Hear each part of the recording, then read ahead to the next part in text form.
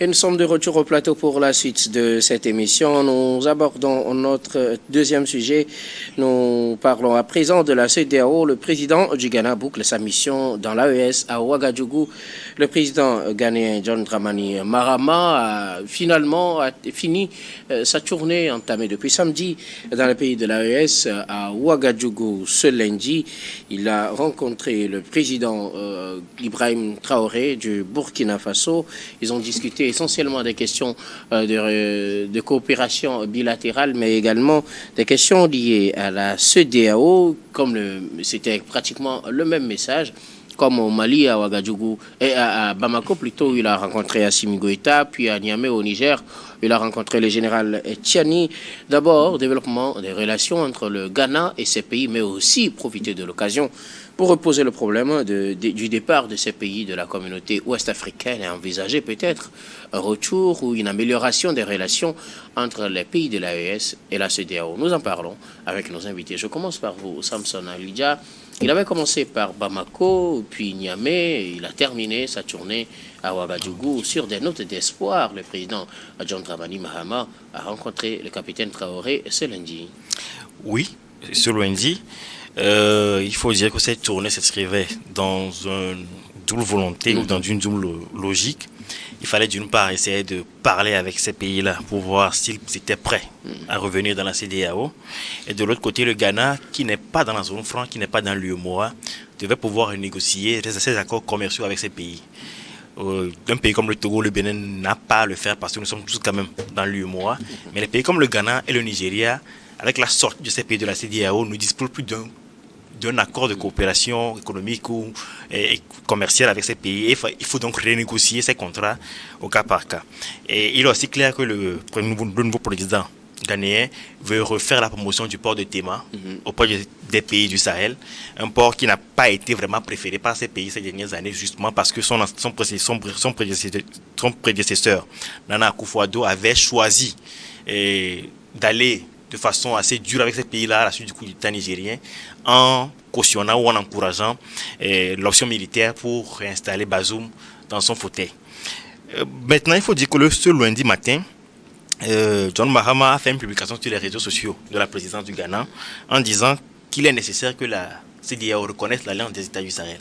Cela veut dire que même s'il y aura un retour, ce retour ne se fera pas sur le cadre de cette nouvelle alliance-là. Il faudrait reconnaître que ces pays-là ont fait un bout de chemin ensemble, se sont retrouvés dans une alliance pour défendre des intérêts économiques et sécuritaires, mais cela ne veut pas dire que ces pays ne peuvent pas revenir au sein de la CEDEAO. Parce que dans la CEDEAO, nous avons l'UEMOA, nous avons le Conseil de l'Entente, nous avons beaucoup d'autres organisations qui sont quand même membres de la CEDEAO et il n'y a pas un véritable conflit. Maintenant, est-ce que sur ce volet, la mission du président ghanéen a été un succès? On ne saurait le dire parce que la plupart des communiqués qui ont été publiés de façon conjointe à la suite des discussions n'ont pas fait cas d'un inventaire de la CEDEAO. Le mot était tout simplement absent. Merci beaucoup. À vous, Samson. Alors, Thierry, John Dramani Mahama a achevé sa mission dans les pays de l'AES à Ouagadougou ce lundi. Il avait commencé par l'étape Bamako, puis Niamey et enfin Ouagadougou.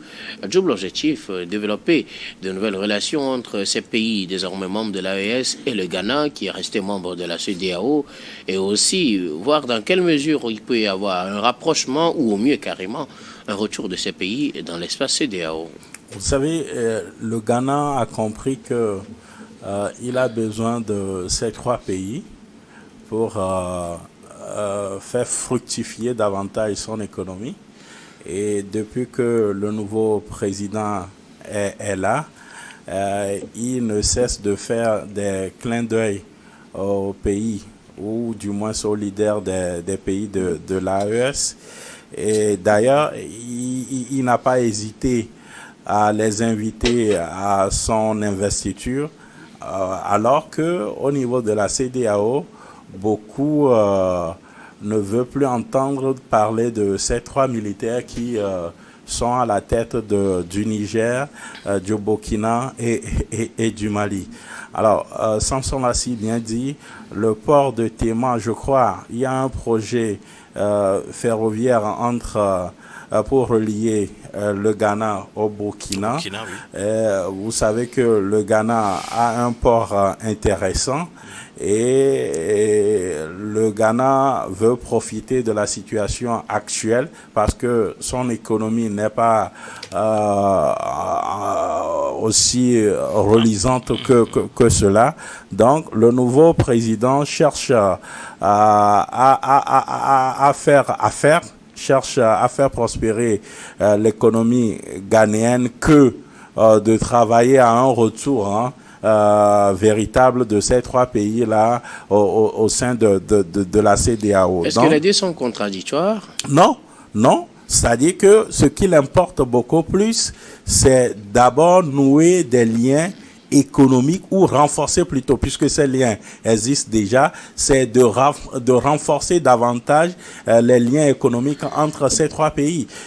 Vous savez que la Côte d'Ivoire est aussi proche du Burkina, mais sauf que vu la situation conflictuelle entre les deux pays, je crains que le Burkina opte pour le port d'Abidjan pour faire transiter ces marchandises. Donc, si on ne peut pas faire passer les marchandises du côté d'Abidjan, tant mieux, ou mieux, de les faire transiter par Tema ou encore par Lomé. Donc, John Mahama a compris la situation et puis son prédécesseur, il faut dire que c'est aussi enlisé dans cette situation. Il faisait partie de ces présidents va-t-en-guerre là qui ont condamné la prise de pouvoir de ces trois militaires là. Donc depuis que celui-ci est là, il veut revoir les choses, il veut discuter avec ceux avec qui on ne discutait pas avant, parce que lui trouve des intérêts pour son pays s'il y a discussion entre le Ghana, le Burkina, le Niger et le Mali. Donc voilà toute sa démarche avant de parler d'un retour de ces trois pays à la CEDEAO. Donc il faut dire que bien avant de tout ceci, il avait déjà pris langue avec Faure Gnassingbé, le chef de l'État togolais. Il a pris langue aussi avec Ouattara, le président ivoirien. Donc, c'est un diplomate avisé qu'il a fait cette tournée-là. Et vous avez vu l'accueil qui lui était réservé dans ces trois différents pays-là. Parce que tous ceux qui discutent aujourd'hui avec, ou du moins ne condamnent pas les régimes dans ces trois pays là, sont adoubés, sont appréciés par la population. Donc je crois que le Ghana a fait un choix, et je ne doute pas un seul instant que le retrait de ces trois pays là, les autres pays ne le regrettent aujourd'hui. Merci beaucoup. À vous Thierry Afanoukou. Alors Louis Kamako, le président John Dramani Mahama, a effectué une tournée au sein des pays de l'AES, Mali, Niger, Burkina, comme dernière étape de cette tournée ce lundi. Oui, mais ce qu'il faut premièrement préciser, c'est que le président ghanéen ne s'est pas seulement rendu dans les pays de l'AES. Sa tournée l'a conduit également dans un pays comme le Sénégal. Et ça veut dire tout simplement que ce que viennent de dire mes deux prédécesseurs en fait est fondé, d'autant plus que la mission première du président ghanéen n'est pas justement de travailler pour le retour des pays de l'AES à la CEDEAO, mais justement d'aller négocier des marchés. Et donc quand vous voyez aujourd'hui tout ce qu'ils ont dit concernant le port de Tema, je crois que John Dramani est aujourd'hui dans la logique de celui-là qui veut peut-être ouvrir sa main au pays de l'AES et rafler tous les marchés douaniers et portuaires justement au détriment des pays comme la Côte d'Ivoire, le Togo et autres. Donc je crois que c'est un deal gagnant de la part de ce président nouvellement élu. Et ce qui est encore intéressant, je crois que les uns les autres l'ont dit, c'est dire que c'est de voir deux présidents d'un même pays, mais qui ont deux conceptions différentes, qui ont des analyses différentes par rapport à ce qui se fait. Parce que vous avez son prédécesseur Nana Addo Akufo qui était justement très friand pour la réhabilitation de Bazoum, et donc qui faisait partie de ces présidents-là qui ont déclaré, entre guillemets, ouvertement la guerre à ces 3 pays qui forment aujourd'hui l'Alliance des États du Sahel. Donc, à l'époque, Nana Addo Akufo avait pris position et il avait justement essayé de faire détériorer les relations diplomatiques entre le Ghana, le Mali, le Burkina Faso et le Niger. Donc, vous avez un nouveau président qui est là et qui a compris qu'il a hérité d'un pays économiquement malade et qu'il faut justement changer de stratégie pour pouvoir en fait faire bouger les lignes. Donc John Dramani a compris qu'aujourd'hui on ne peut pas justement développer son pays si on ne peut pas développer son pays en mettant à dos des pays comme le Mali, le Niger, le Burkina Faso.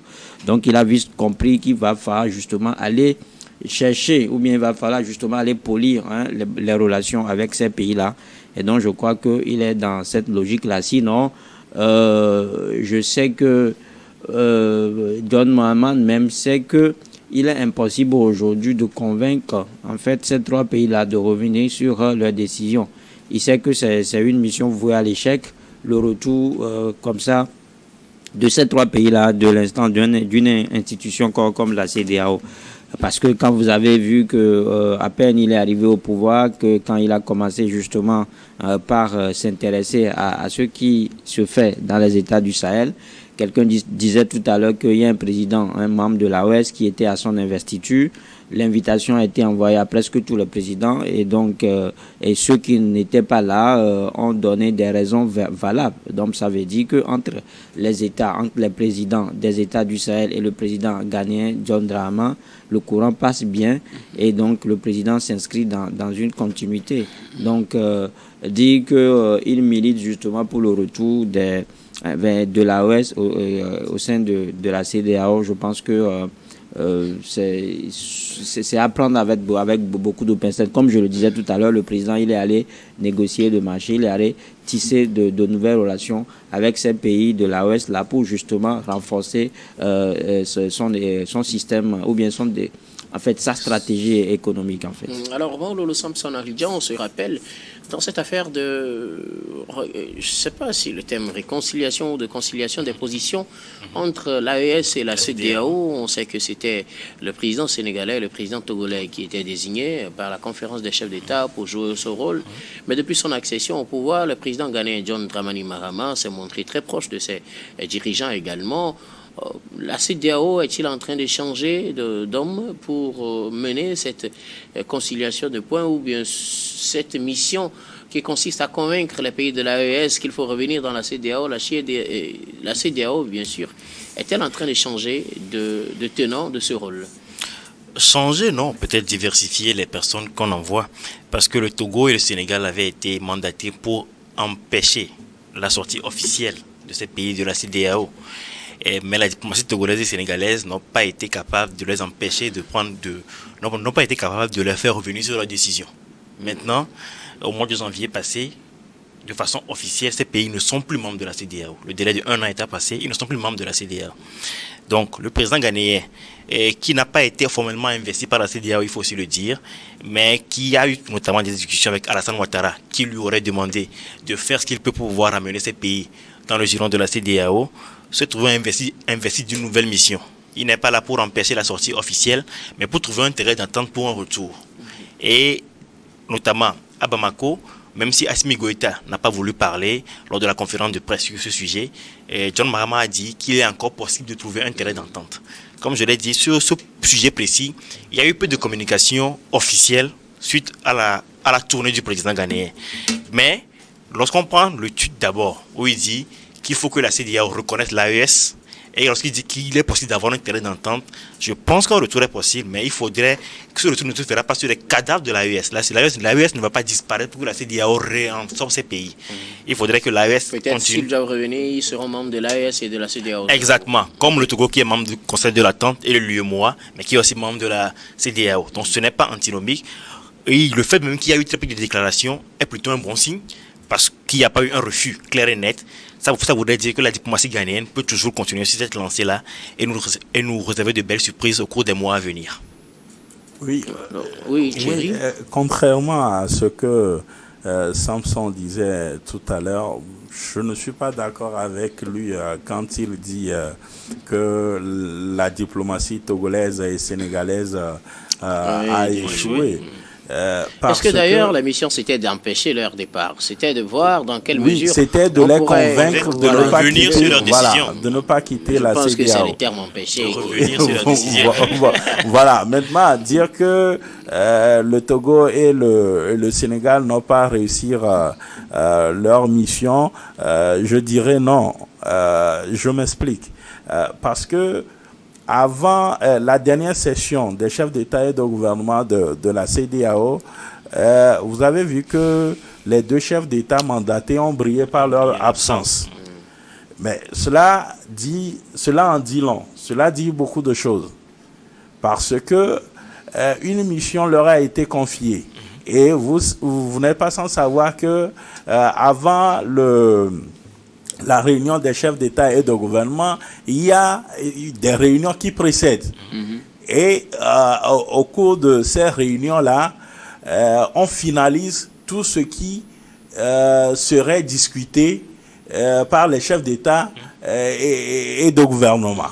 Alors, si il arrivait que les conclusions des missions menées par le Togo et le Sénégal n'étaient pas acceptées ou validées au cours de ces réunions préparatoires-là, je serais à la place de ces deux chefs d'État-là. Je boycotterais aussi la session que je qualifierais de plénière. Et donc, c'est cette lecture-là plutôt que moi je fais de ce qui s'est passé la dernière fois. Parce qu'on demande aux deux chefs d'État de faire un travail, mais on n'est plus revenu nous dire voilà le travail qui a été fait et voilà les points d'achèvement ou voilà les ouvertures qu'on pourrait exploiter pour que ces trois pays-là puissent revenir. Alors, ce qui justement expliquait ma question que je posais à Samson, est-ce que la CEDEAO est en train de changer d'homme pour cette mission? Non, je ne crois pas. Je ne crois pas. Ça dit qu'on n'a qu'à nous rendre, rendre public le travail qui a été déjà fait par les deux chefs d'État. Et cela n'a pas été rendu public pour qu'on puisse savoir si vraiment il y a eu échec ou il n'y a pas eu échec. Pour qu'on puisse changer d'homme. Le chef de l'État ghanéen, depuis même la proclamation des résultats, dans toutes ces démarches jusqu'à la prise de fonction, vous constatez qu'il était ouvert à ces trois pays-là. Et en témoigne la tournée qu'il vient de terminer à Ouaga. Donc, lui, il est beaucoup plus dans une dynamique économique que beaucoup plus politique ou beaucoup plus CEDEAO. Lui, il s'est rendu compte que voilà, il y a une situation qui est créée et qui pourrait profiter, puisque ces trois pays en question sont des pays sahéliens. Ces pays-là n'ont pas accès à la mer, n'ont pas de port. Donc, lui, il profite de la situation. D'ailleurs, cette situation, depuis qu'elle est créée, ça profite d'une certaine manière aussi au port de Lomé. Parce que il y a pas mal comment on appelle-t-on, pas mal de marchandises burkinabés, maliens ou encore nigériens qui transitent pas ici. Vous avez vu tout le problème qu'il y avait eu entre le Niger et le Bénin par rapport au pétrole et tout ce qui s'est passé par après. Donc, un bon stratège, il exploite les failles parce qu'aujourd'hui, ces trois pays-là n'ont pas prêt à prendre langue avec ne serait-ce que Tinubu du Nigeria ou encore Patrice Talon du Bénin ou encore Alassane Draman Ouattara de la Côte d'Ivoire. Donc voilà la situation actuelle et en plus de cela, la CEDEAO par rapport à la situation sécuritaire dans la sous-région, ne travaille pas assez pour mettre fin ou du moins pour permettre à ces pays-là de retrouver leur intégrité territoriale. Voilà le débat qui se pose aujourd'hui. Et la CEDEAO ne travaille pas assez? Suffisamment pour moi, parce que quand il s'est agi d'aller dégommer ces présidents-là, notamment au Niger, vous avez vu l'agitation des uns et des autres. Je veux parler de ces chefs d'État, là, où ils étaient prêts à envoyer leurs hommes pour en découdre avec l'actuel régime nigérien. Mais quand le Burkina se retrouve en difficulté par rapport au terrorisme, quand le Niger se retrouve en difficulté par rapport au terrorisme, quand le Mali se retrouve en difficulté par rapport au terrorisme, la CEDEAO reste muette sur la question. Merci beaucoup à vous, Thierry Afanoukou. Alors, Louis Kamako, la CEDEAO est-elle indirectement en train de changer d'homme pour gérer cette situation dans les relations entre la communauté sous-régionale et l'AES? Parce qu'on sait, quand ces pays ont annoncé leur intention de quitter la sous-région, c'était deux chefs d'État, le Sénégalais et le Togolais, qui avaient été désignés pour mener la médiation. Peut-être, au mieux des cas, pousser ces pays à revenir au sein de la CEDEAO, à ne pas partir, ou au pire des cas, quand même garder de très bonnes relations s'ils partaient. Mais comme Thierry l'a dit, on ne sait pas s'ils ont été changés, puisqu'aucune note officielle, aucune décision officielle n'a été prise dans ce sens. Mais on voit beaucoup plus sur le front à présent le nouveau président ghanéen, John Dramani Mahama. Bon, je crois l'information, la vraie ou bien l'information officielle ici, c'est que personne n'a mandaté John Dramani. Ouais. C'est un président ghanéen qui est nouvellement arrivé au pouvoir, qui s'inscrit dans une dynamique solitaire. Il est dans un engagement volontaire. Donc c'est lui-même qui s'est donné cette mission-là. Il s'est confié justement la mission d'aller aux côtés des États de l'Alliance du Sahel. Et comme je le disais tout à l'heure, ce n'était pas en réalité la principale mission, ou bien ce n'était pas l'objectif premier de sa mission. Sa mission, c'est justement d'aller, c'était une opération de charme, justement, à l'intention de ces pays-là. Parce que lui, il a besoin aujourd'hui de renforcer son économie. Il a besoin justement de travailler à ce que le Ghana retrouve sa santé économique. Donc, il est allé auprès de ses présidents et donc il veut pas paraître en fait complice. Il veut pas être maître peut-être de la CEDEAO à dos. Il a juste décidé de glisser ces genres de mots-là dans leur discussion. Okay. Donc, parce que moi, c'est pour ça que je dis que je suis d'accord quand quelqu'un disait que c'est une stratégie de la part du président ghanéen. C'est-à-dire que son objectif, ce n'est pas de ramener ces États-là au sein de la CEDEAO parce qu'il est convaincu que c'est un chemin de non-retour. C'est un chemin de non-retour et qu'en réalité, si on parle de la mission qui a été confiée au président togolais et à son homologue sénégalais, je ne pense pas que les deux présidents ont même démarré, ont commencé le travail. Je ne pense pas, ils n'ont même pas démarré le travail. Sinon, on les verrait peut-être. Il n'y a pas eu d'information officielle. Oui, il n'y a pas eu d'information officielle. Parce que pour moi, ils ont également compris que c'est une mission vouée à l'échec. C'était perdu d'avance, en fait, cette mission-là, d'aller ramener, en fait, ces pays-là au sein de l'AES. Parce qu'il ne peut pas, quand vous voyez ces pays-là, je ne pense pas qu'ils ont fait tout ce chemin-là pour revenir du jour au lendemain en arrière. Donc, je crois que les esprits avisés le comprennent. Parce qu'il y a des enquêtes même qui le disent.